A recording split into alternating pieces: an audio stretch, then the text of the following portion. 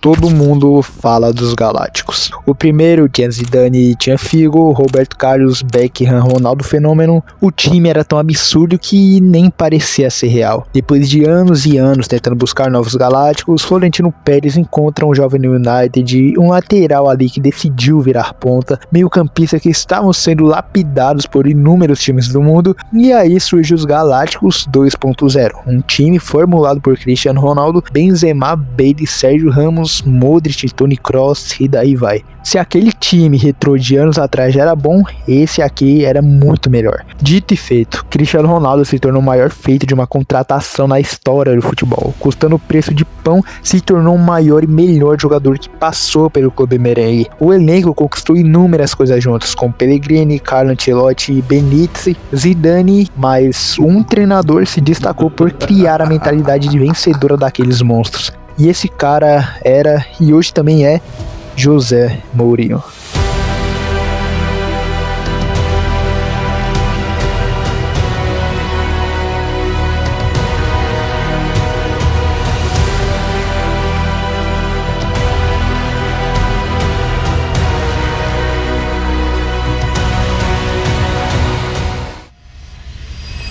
No começo desse ano, o Xabi Alonso ainda era o atual técnico do Real Madrid, mas depois de resultados extremamente abaixo do esperado, vestiários completamente pesados e completamente desordenados, perdendo inclusive a final da Supercopa para o seu rival Barcelona, o que fez com que em 12 de janeiro o Real Madrid anunciasse a saída do Xabi Alonso para subir então de Arbeloa, treinador da base do Real Madrid, que vinha fazendo bons trabalhos e que era mais confiante que Xabi. Dito isso, seus resultados foram até que melhores. Seu acordo de contrato era ficar até o final dessa temporada, que quando a Copa acabasse, meio que agora na Europa entramos numa espécie de pré-temporada. Jogos treinos contra times mais inferiores, segunda ou terceira divisão, entendeu? Então, em meados de maio, ainda com Arbeloa comandando o Real Madrid, o Real já estava em busca de técnicos. Foi atrás até do Klopp, que recentemente virou técnico da Alemanha, mas quem acabou aceitando e voltando para o comando foi realmente o José Mourinho, que estava treinando o Benfica da Liga Portuguesa,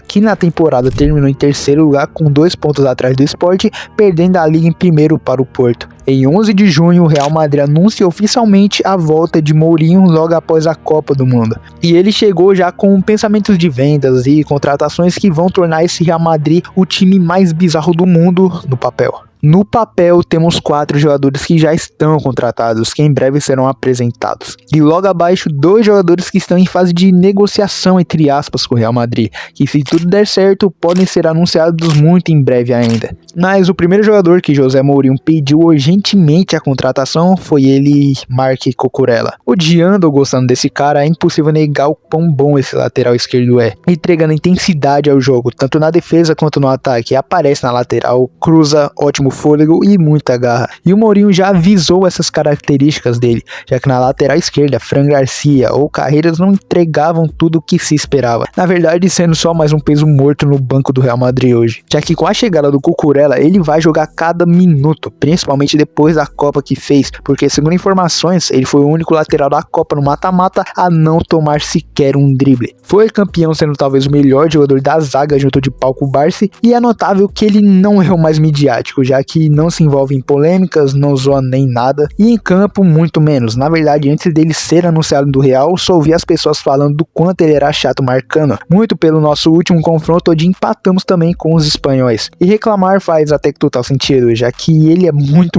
bom mesmo no que faz. Ele não dá botes secos e quando perde a jogada se recupera totalmente dela. E com isso temos o titular máximo agora da lateral esquerda do Real Madrid para a temporada 26-27. Agora do lado esquerdo da zaga tínhamos ainda há alguns anos Carvajal dominando aquela área. Se você até lembrar, na última Champions, a 23-24, Carvajal foi quem abriu o placar de cabeça para a 15ª Champions do Real Madrid. Mas depois daquela temporada gloriosa, ele sofreu uma grave lesão e ficou parado por mais de um ano praticamente. E quando voltou, realmente foi para agradecer a torcida e se despedir do clube. Com isso, no meio de 2025, surge Arnold do Liverpool, vindo por 10 milhões de libras para o clube. Um ótimo lateral, com ótimos passes passes, boa chegada na lateral para cruzar, mas um ponto onde ele não tem realmente a defesa. Se você quiser alguém para marcar, por exemplo, um confronto entre Real Madrid e PSG, o Kvaratskhelia nunca espere que ele vá ser anulado pelo Arnold. Dito isso, na lateral e direita, hoje surge ele, Denzel Dumfries. Mourinho pensou que para suprir a falta de marcação na direita e ter um bom jogo físico e alto, mas sem perder a força na chegada no ataque, ele decidiu contratar o Dumfries por 20 milhões de euros.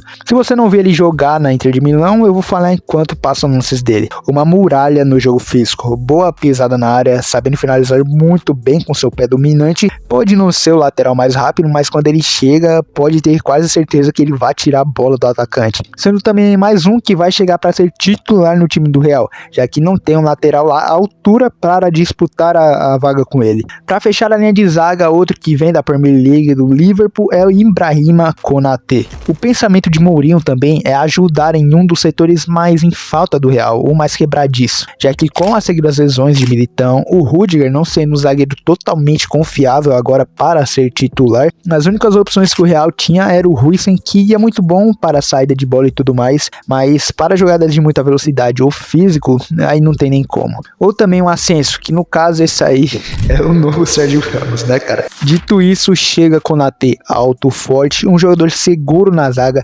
disputa o campeonato mais forte do mundo, já marcou Haaland, marcou Gyökeres, todos os atacantes dados como um dos mais físicos do mundo. Ele já marcou e aguentou. E eu não tenho dúvidas que ele vem para ser titular também, porque na zaga, na minha visão, não irá ter jogador para ameaçar a posição de titular do Konaté. De compensamento do Mourinho, ele vai usar muitas das laterais com Cucurella e Dumfries para atacar, então se acostume porque muitas vezes eles vão aparecer e estar até nas pontas do jogo. E o Konaté é outro também que tem potencial de saída de bola nas mãos de José Mourinho. Indo para mim agora, esses tempos o Real estava dependendo muito apenas de Valverde. Quando o Bellingham se recuperava da lesão, muitas vezes era apenas os dois, toda a pressão e todas as críticas iam a eles. Sim, tinha Tchouaméni, mas não é a mesma coisa. Então Mourinho pediu um jogador a custo zero, literalmente, e com isso chega Bernardo Silva, diretamente das mãos do Manchester City. Com a gente totalmente livre no mercado, o Bernardo chega para dar mobilidade para o meio de campo, deixando o Bellingham até mais recuado dessa vez, porque se o plano de Mourinho for usar o Bernardo de meio atacante, Bellingham vai meio que virar um meio campista central, assim junto de Valverde, perdendo muita força de ataque que o Bellingham pode ter, no caso limitando ele. Visando o que ele fez nessa Copa do Mundo pela Inglaterra, para mim o melhor meia da Copa e também o mais artilheiro. Se o Bernardo for jogar de ponta, então no caso a disputa vai ser entre ele com o Rodrigo, deixando a posição favorita de Bellingham totalmente livre para ele. Mas como o Rodrigo tem previsão para voltar da lesão do menisco dele entre novembro e dezembro, ele vai ter que pegar o ritmo enquanto o Bernardo vai estar mais de 100%.